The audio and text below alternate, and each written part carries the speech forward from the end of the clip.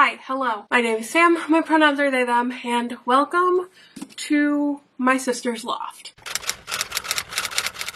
We are in a change of scenery right now because I am currently house sitting and pet sitting for her while she gives birth to her first ever birth baby, bio baby, I don't know what you call it, whatever. She has a stepkid. So let's dive right in to some horror, spooky nostalgia for me.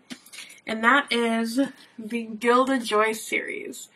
I was obsessed with this series when I was a kid. If you don't know, the Gilda Joyce series by Jennifer Allison is about this young girl named Gilda. She's like middle school to high school age. I think she starts out in like 7th or 8th grade, and in this book she's like a freshman in high school, I believe, or something like that. And she is a psychic investigator.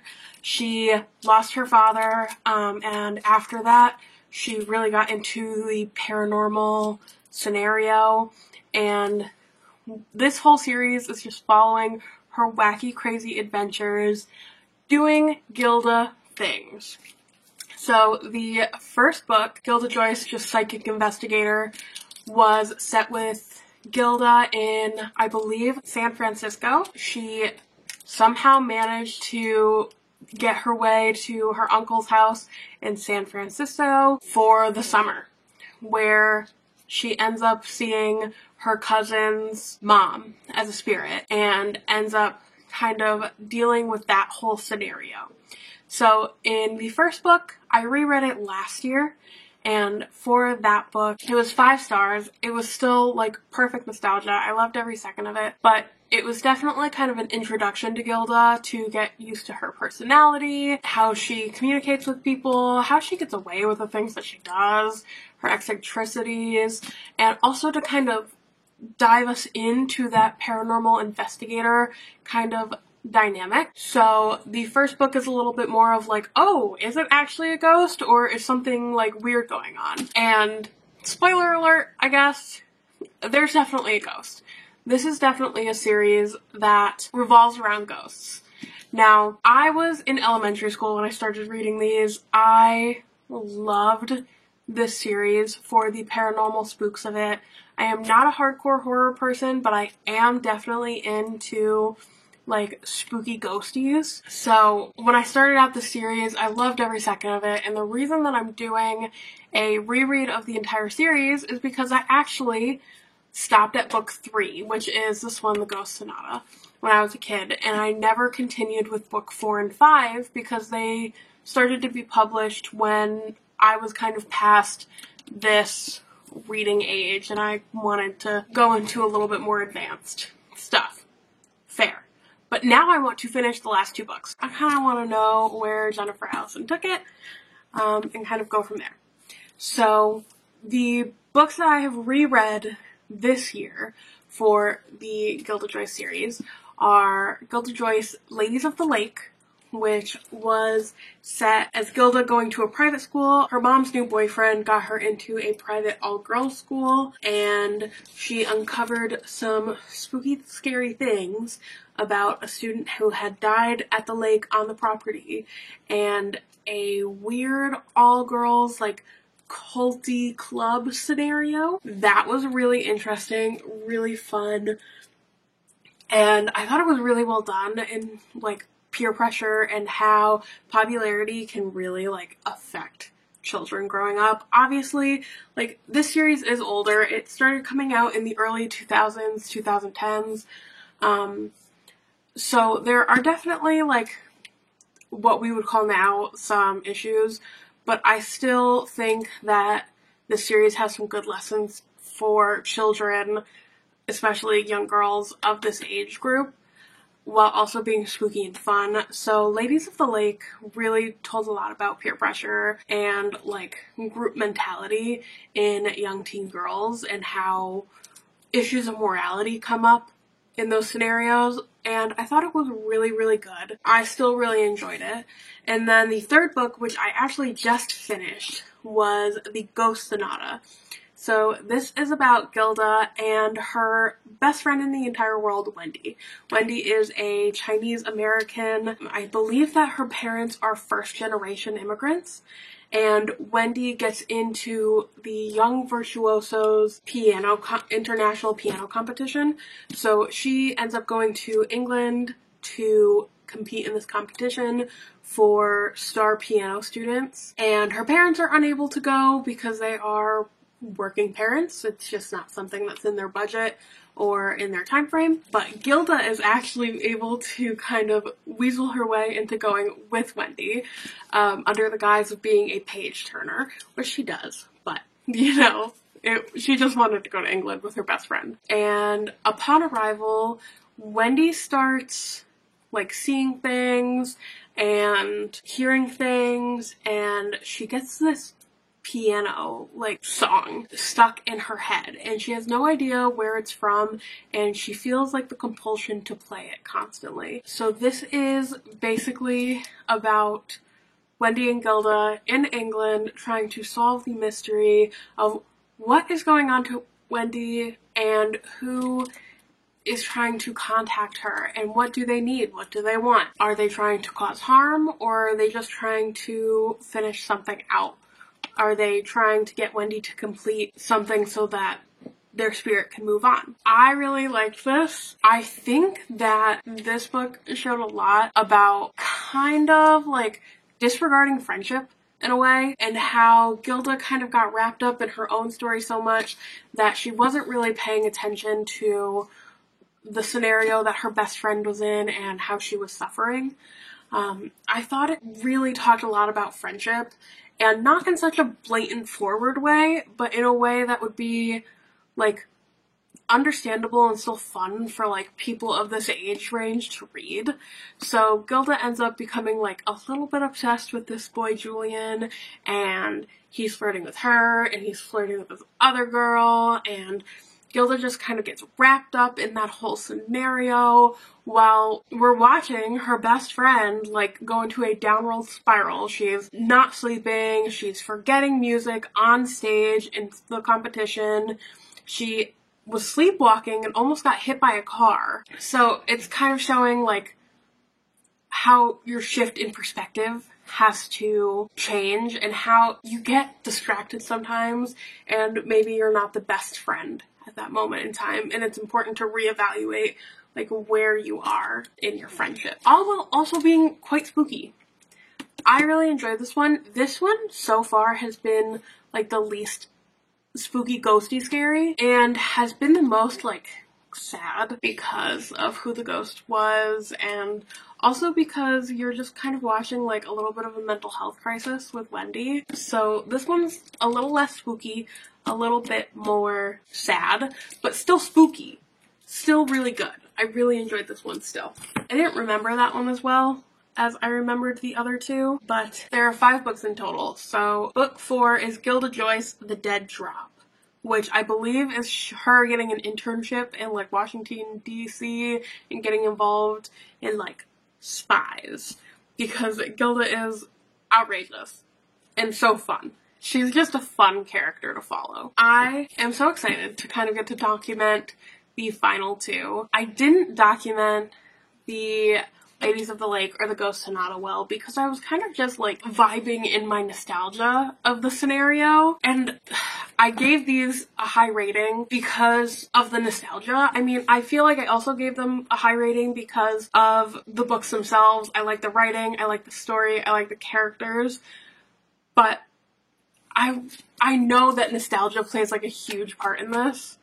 So I want to kind of document the last 2 books in the series more because we're lacking in that nostalgia area because I've never read them before. And I will be completing a like 10-year long TBR series. So let's kind of get going on that. Okay, hi, hello.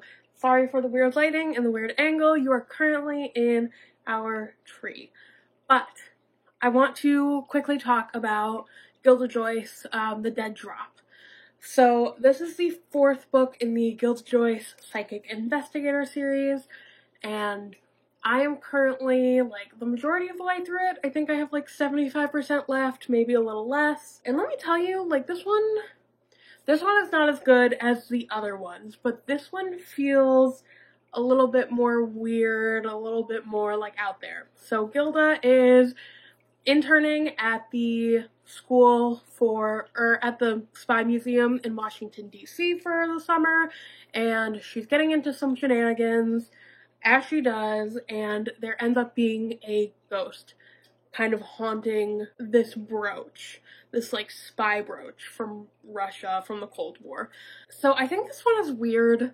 I don't know if I particularly like this one that much. I think that its conversations around Russia, like, kind of give me like weird vibes. I don't know if I like that part of it. I don't know if I like some of the attitude towards like history that are going on in it.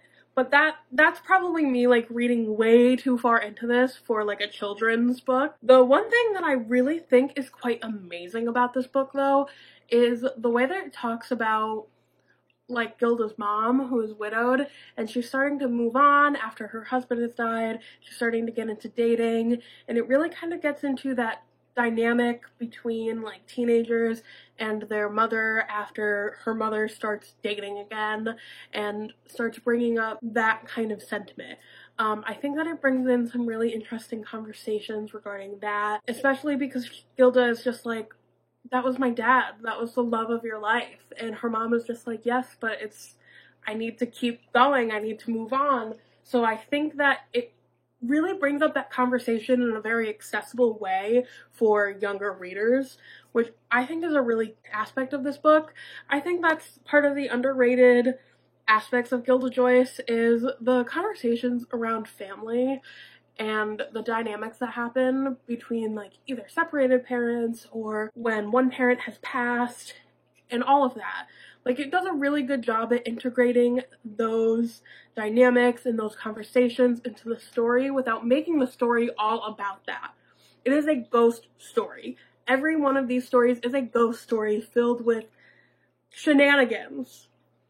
But there is a really accessible underlying conversation that children can really take out of it and apply to their own family dynamics and structures, which I love about the Gilda Joyce series. So even if this one particularly isn't like my vibe, it's really good still, and it's got some really good benefits that I could see working well for young readers even to this day. So I need to finish that. I need to make some dinner. I need to take care of the animals. We'll talk more later. One eternity later. So I have not been fantastic about doing updates on this, but I have officially finished the Gilda Joyce series by Jennifer Allison. This was a book series that I started when I was probably in elementary school because I was a kid who liked spooky, ghosty type stories. I had originally read the first three, Psychic Investigator, Ladies of the Lake, and The Ghost Sonata when I was a kid, and after I read those three, she ended up coming out with two more, The Dead Drop and The Holy Bones. So let's talk about Gilda Joyce and The Dead Drop first. We talked about it a little bit, but since I finished it, I have some weird feelings about it. So ultimately, there are going to be some spoilers to this. This is a series on nostalgia, so I'm not particularly making this video for kids. I'm more making this for people who also started reading this series as children and never finished it, or people who just want to get into nostalgic vibes. So I guess let's crack into it because I need a drink. At this point, I feel like an energy drink can should be my prop in every video. Yes, I know they're bad for me, but we're just living the vibe. So, for The Dead Drop, it was about Gilda. She was, I believe, a freshman in high school at this point, and she got a summer internship in Washington, D.C. at the Spy Museum. She, of course, made it crazy and wacky. She ended up rooming with like a full-on adult who also worked at the Spy Museum. She was like in her 20s, which was a super funny dynamic and would obviously never happen in real life because no one would send like a 14, 15-year-old to go live with like a 23-year-old for the summer that they didn't know in Washington, D.C. Nonetheless, I thought it was a great dynamic within the story, and it provided a lot of fun conversations and like fun mental tracks for Gilda. But this whole thing is that Gilda is at this internship and she really wants to do well. She really wants to get into spying. She kind of ends up going on this errand to go and see a previous Russian spy from the Cold War. He had been someone who had been working with this museum for quite a while, handing over artifacts and such, and he called up one of the like artifact directors or whatever you want to call them at the museum, and he was like, I have this brooch, I have this box of stuff. My wife says it needs to leave the house. It has bad vibes. It is a bad news bearer. She wants it out of the house right this second. So Gilda ends up going on this errand to go pick up these items, and she gets all sorts of like thoughts and feelings regarding what's in this box. Partially in tastes of fascination and partially in tastes of like she's feeling some psychic energy, as she does, because she is that bitch. It was a weird one to kind of read through. I felt a little weird at some points about the way that like Russia and the Cold War were kind of spoken about, and that just might be from someone who has no real education on the Cold War, especially in children's novels. One of the things that especially happened in these last two books was Gilda Joyce, I find, is a series about a white main character, and we really end up diving into different cultures and different histories and all of that throughout this series. Like, the third book, The Ghost Sonata, focuses on Gilda going to England with her best friend, Wendy Choi. She is a Chinese American. Her parents are first-generation Chinese immigrants. And Gilda spends a lot of time throughout this series, like, just kind of talking about their family dynamic a little bit, but also, like, being like, well, if someone ever, like, tried to say anything about them, like, I would have so many problems. And, you know, it's just full of, like, little things like that, which I think is really valuable for the landscape of when they were coming out. You know, I know that right now there are a lot of conversations going around about diversity in books, and those are fantastic conversations to have, and they're very necessary conversations to have, but I just kind of want to rise up this energy a little bit, because these were published in like the early 2010s, and that was not a time frame of diversity in traditional publishing. I'm not saying that this is a diverse book series at all. The author's white, the main character's white, but there is conversations happening regarding different communities and bringing up different comments and racist remarks and all of that kind of stuff that I feel is not something that I had seen in any other books growing up. So I do kind of want to put that as a note and just say there were conversations going around regarding racism and like other issues in the world that were going on at a middle grade level that I was not seeing anywhere else as a child. So I think that's a really interesting thing to think about and comment on in regards to this. And this is why I want to kind of bring up this conversation around the way that Russia was depicted in this book, because sometimes it felt a little weird, sometimes it felt a little icky, but I don't have the context clues to like have a real conversation about that. So that's just like a point that I want to bring up, that there were conversations going on around Russia and around stereotypes regarding Russia and the Cold War that I am not educated enough to comment on, but they were there, and I don't really, like, the vibes that I was getting were not good with it, but what do I know? Nothing. I know nothing.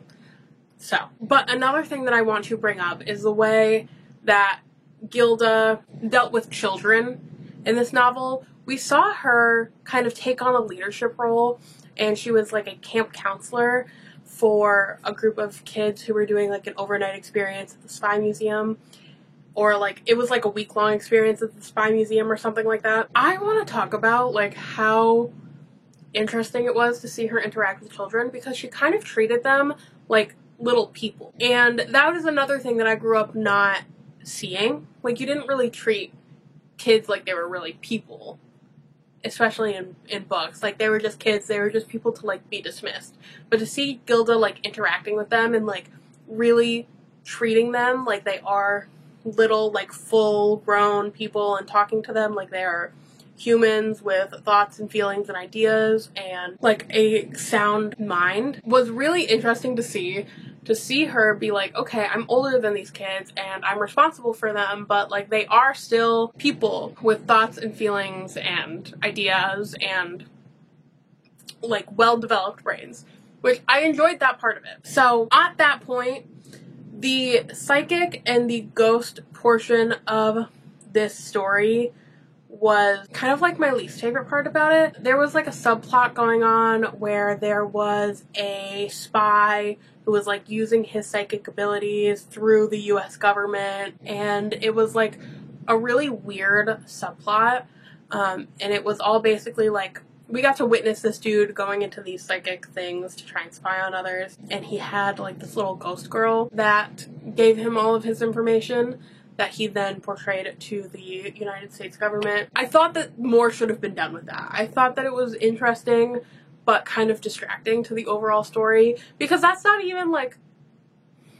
100% where the main ghosty storyline went. Like, the main ghost storyline kind of connected to this brooch from the ex-Russian spy who, like, handed that over. So it was really just, like, a weird ghost connection, and I thought that the value of this book really stood more in the human connections more than anything else. You know, I think each of these books really talks about an important human aspect to them, especially, like, the first book, Psychic Investigators, really kind of emphasized family importance and the importance of, like, a good structure at home, and Ladies of the Lake, the second book, really talked a lot about the destruction that can be caused through peer pressure, especially as a teenage girl. Book 3, Ghost Sonata, really focused on the importance of being a strong friend and, like, constantly looking in on yourself to see, like, where you're at in your friendship and, like, how, if you're putting enough effort into a friendship and being a good friend. And I feel like book 4 really focused a lot on communication, is kind of the way I'm going to put it, because it was a lot about Gilda learning to communicate with those older than her and kind of finding her footing in that area, while also communicating with those younger than her and treating them like humans and treating them a way that she would have wanted to be treated at that time, and acknowledging the importance of that, while also learning about communication with her mom, because this is her first, like, really long period of time away from home, and she's trying to learn, like, where her boundaries are with her mother, of wanting to feel like an adult, wanting to feel comfortable, still wanting that comfort of her mother, and understanding their relationship as the years go on past her father's death.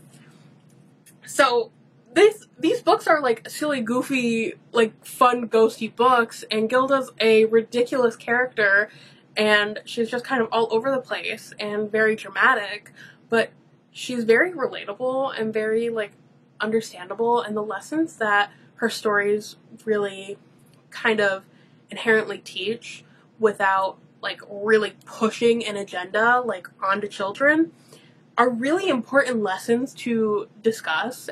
And if you have a younger kid in your life who needs to be learning these lessons, but they're really kind of grasped by that kind of spooky area of life and they are showing interest in horror, this is kind of like a good beginner's stage horror, getting them into that without pushing something, like, too far, while also having some really good life lessons involved in it. Now, let's go on to the last book, The Bones of the Holy, book 5. This one was my least favorite out of all of them. So the premise for this is that Gilda's mom is set to be married to a man she has only met for, like, 2 days, and she went on a trip to Florida, and this man was like, you know, I know that you're my person, we need to get married, I'm proposing to you. And Gilda's mom is just like, oh, okay, I guess we're getting married. So she packs herself up and Gilda up, and they go down to Florida for basically like a shotgun wedding. This is all like very, very quick, very, very snappy, like a week. Gilda gets down there. She's feeling very like weird about this guy Eugene Pook, but she's trying to be supportive to her mom. And this guy runs an antique shop, and everyone in town knows him. It's like this very like southern kind of town. Even though it's in Florida, it was a really weird kind of vibe. But what do I know about Florida? Nothing. It's all about like family history and like having roots and all of that. And this is the story that felt the least ghosty and the most like realistically like scary. But there were aspects of it that I really didn't enjoy, which makes it so I would not recommend this last book. And the biggest one is the Indigenous burial ground trope. I get it that this was a trope that we used a lot in like the early 2000s. It's a trope that they still use to this day. That doesn't mean it's a good trope.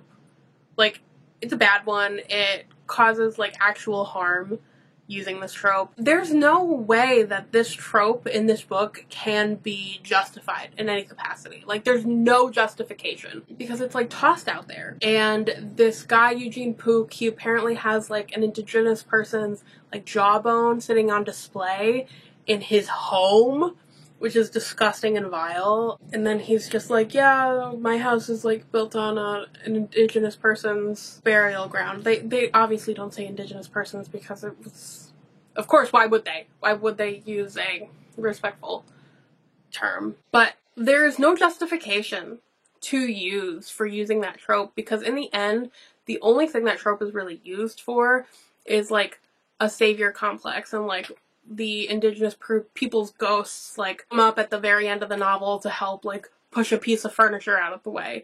And like that is the entire purpose. You did not need that. It was unnecessary. Like, it was completely unnecessary. You could have discussed the fact that Eugene Pook had an Indigenous person's jawbone in his house to display him being like an awful and like racist man without having to put it on like an Indigenous person's burial ground, like without using that trope. It was not a good part of this. And this book definitely talks about racism in the most like blatant sense, the most clear and straightforward sense, because the whole thing is that Eugene Pook was previously engaged to this woman when he was in his early 20s. He got really close to her family.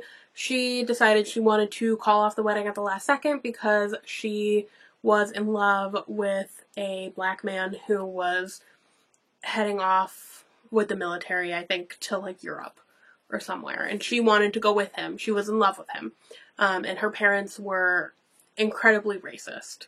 And they disowned her for wanting to call off the wedding with Eugene, a white man, to get with her lover and like move away and start a life with him. Spoiler alert, we find out that Eugene killed her that night and that she's been dead for like 20 plus years because she wanted to leave him. So this book talks a lot about like very, very clearly and distinctly about racism and the harm that it causes. And I think that a really interesting way that Gilda kind of puts that out there is she has this inner monologue to herself about how she couldn't imagine if like she came home to her family with her friend Wendy Choi, who is Chinese American, and her family was like, I'm disowning you because you are bringing home someone who is not white, who is important to you in your life. Like, she talks about the incredulity of that and how she could never imagine that happening with her family, but how she's watching that sentiment unfold before her eyes with these two like grown-ass people who haven't talked to their daughter in 20 years, and they think it's just because that she ran away. I mean, it's a good conversation to have, especially for the audience that Jennifer Aniston was kind of looking for, especially in the early 2010s. And it was a good way to introduce that kind of topic to kids who had not been introduced to that topic before. Obviously, that's not very useful for kids who have to live through racism on a daily basis, but like watching Gilda kind of conceptualize it and kind of talk through it in her own brain, I think there's value in witnessing that conversation. But there was no need to have the Indigenous person's burial ground. It was not a necessary conversation to discuss like the greater implications and effects of racism. It just wasn't necessary at all. And the story ended up getting really scary because the ghost of Charlotte, Eugene Pook's fiance, who he killed, was calling to Gilda and being like, help, help, help, help, help, to Gilda and like this 12-year-old girl that she was befriending. So Gilda convinced her older brother to go down into the cistern that they found underneath the house to check out what was going down in there. Eugene Pook found them, like caught them in the act, brought them down there, locked them in. What was down there? A coffin with his fiance's dead body in it, who had been decomposing down there for 20 years. He locked them in like hours before he was set to marry their mother, and he put a large piece of furniture over the top of the door so they could not get out, so they would suffocate and die down there. Isn't that horrifying for like a children's book? Like, we went from 0 to 100. Like, we went from spooky ghosties to like actual murder over the course of these 5 books, and I'm just like, Jennifer Aniston, you really took this quite far. And the only reason they did not die was because the ghost of his fiance came to that other girl and was like screaming, help, help, help. And Gilda and her older brother Stephen waltzed up as the priest was being like, is there any reason these two should not get married? They walked up and they were like, we have a really good reason. And Gilda tried to make like a really dramatic conversation, and Stephen was just like, oh my god, Gilda, shut the fuck up. Mom, he just tried to murder us. All while his mother is trying to like, be like, why are y'all interrupting my wedding? Why are y'all ruining this for me? And then Stephen's just like, he just tried to kill us. And she's like, I will ground you. And he's like, you can't ground me, I'm going to college. And I'm just like, what kind of mental state are you in that your children walk up to you looking like incredibly disgruntled in their PJs on the day of your wedding, and you're not more concerned? Like, why? How are you concerned about your wedding when you should be concerned about why your children look like a hot mess because they were just around a corpse for hours as they were running out of oxygen? Oh my god. It got real serious real fast towards the end, and I'm like, okay, I think that we've gone outside of the realm of where we should be. And part of me thinks that this might have been Jennifer Aniston trying to keep up with her fan base that was like growing up. I don't think that this was the way to do it. Like, we went from spooky ghosties to actual murder and attempted murder on top of it. I think we flew a little too close to the sun, and we needed to take a couple steps back. So, with that being said, I would not recommend the last book in the series. I think on Storygraph I put it at 3 stars, but I think I'm gonna bump it down to a 2-star now that we've talked through it on this very one-sided conversation. Thank you for having this one-sided conversation with me, but I wouldn't recommend the last one. I honestly wouldn't really recommend the 4th book either, but I still stand by the first 3 books. Gilda Joyce and the Psychic Investigator, Gilda Joyce and the Lady of the Lake, and Gilda Joyce and the Ghost Sonata. I stand by those 3 books still. I think they had valuable conversations about the loss of a parent, the importance of family structure, the importance of support, the importance of mental health support, the importance of the damage that peer pressure can be done, especially on growing girls. Even if you think that your kid is like not like the rest and she's cute and quirky and is not going to fall for that, she's going to fall for it because peer pressure is like a hardcore thing. And the importance of friendship and support, I think those are all really good lessons to be had. And while I think that the last 2 books have some really good conversations revolving racism and things along that line, I think that there are better ways to have those conversations, and that these books at this point are not the kind of resources that you need to start having that conversation. I think that there are better options at this point in publishing, but I think that I want to give some form of credit for Jennifer Allison starting to have these conversations at that point in the publishing industry, because that is not something that publishing was really like allowing or putting forward, especially in middle grade and youth books.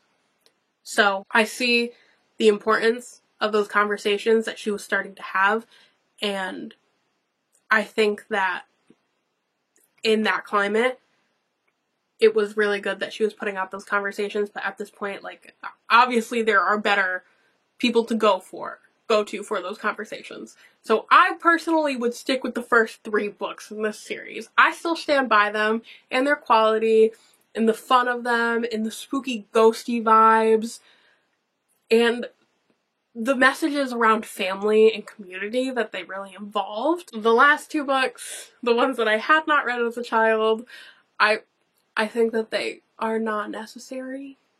I think that I could have lived without them. That makes me a little sad to say, but I think that I definitely could have lived without them, and I think that you definitely can live without them. So that's where we're at with this. I still feel a lot of nostalgic love towards the first 3 books in this series, and the series will kind of forever stay with me.